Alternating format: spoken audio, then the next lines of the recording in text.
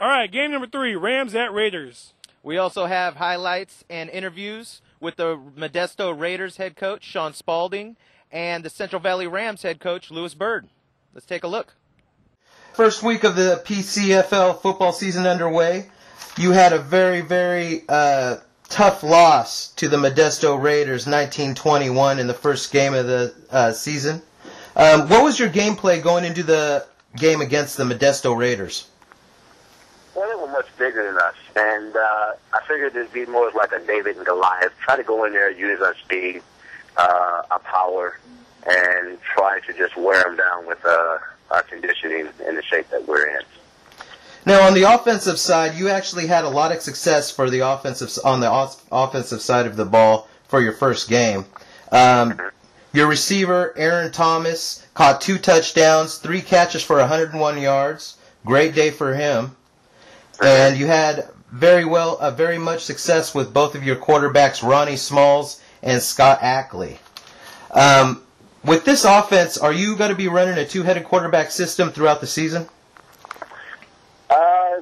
We're going to play it and see how it goes along. I mean, eventually I'm going to narrow it down to 1, but as of right now, the 2 quarterback systems are what we're comfortable with right now.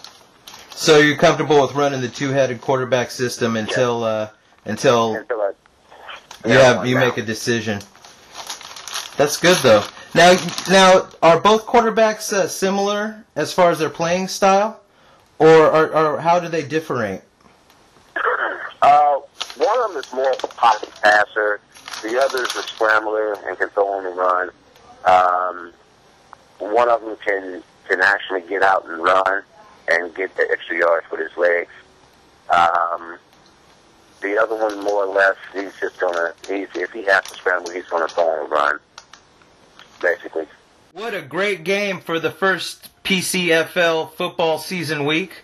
You had a very slim but very, very convincing win over the Rams, a 21-19 victory. What was your game plan going into that game against the Rams? Ball control. We were trying to get in there and, trying to control the clock, move the ball around, just take a look at our players and see what we got, getting ready for the Bears.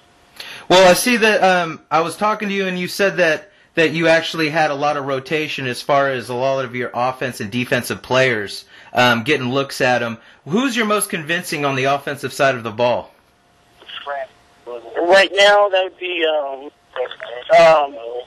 Kevin Edwards. He's a tailback, number 26.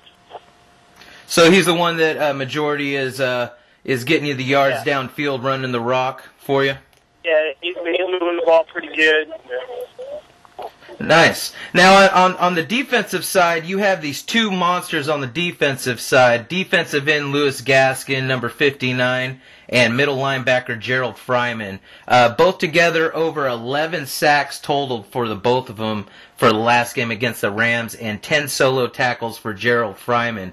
These guys on your team just alone, I mean, is putting a lot of pressure on the opposing team. These guys are MVP candidates on the defensive side of the ball. How are you looking for these 2 guys to have a successful season for you? If they continue to play the way they did this last Saturday, they're going to have great seasons.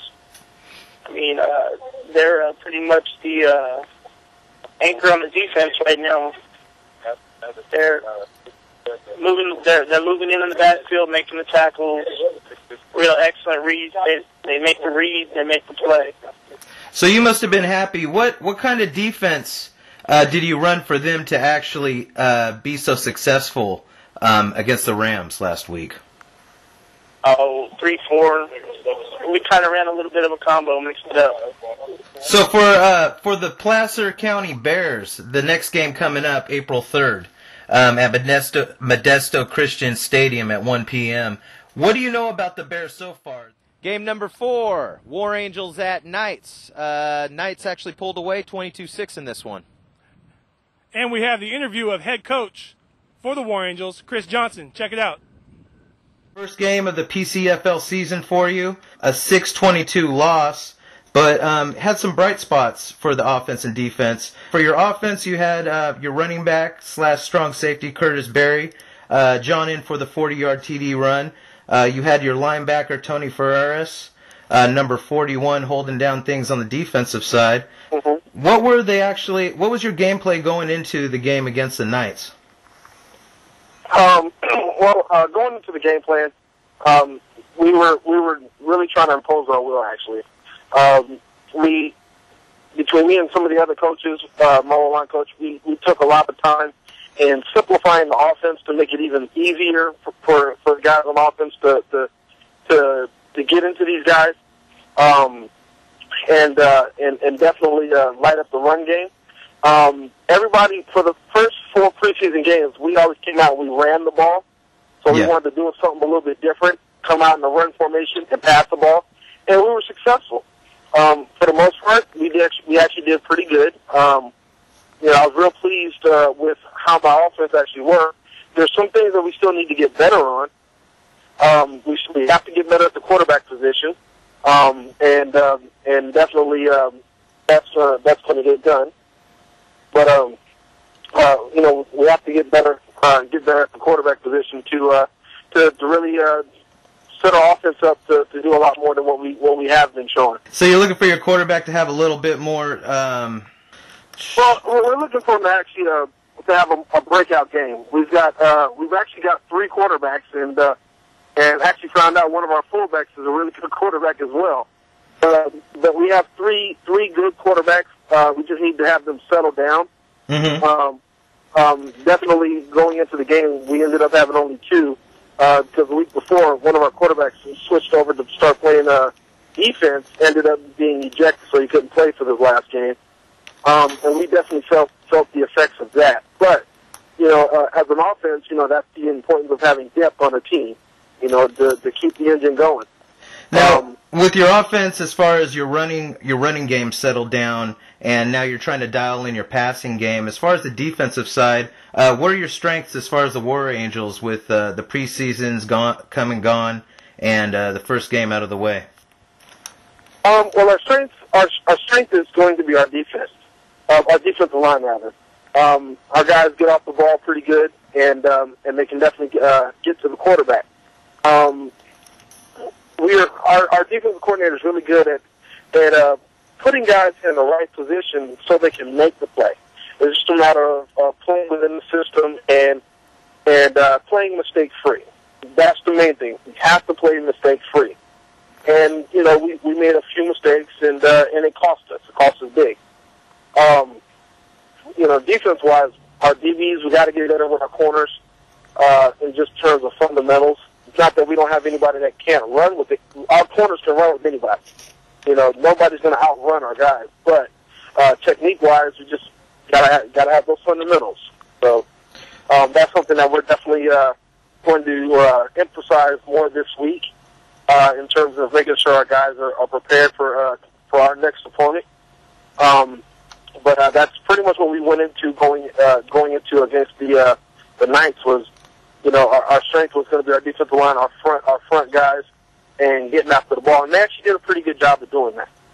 Now, your next opponent is the Delta Vipers. They lost their first game as well. But now for you, this is your first North Division game of the season for the PCFL.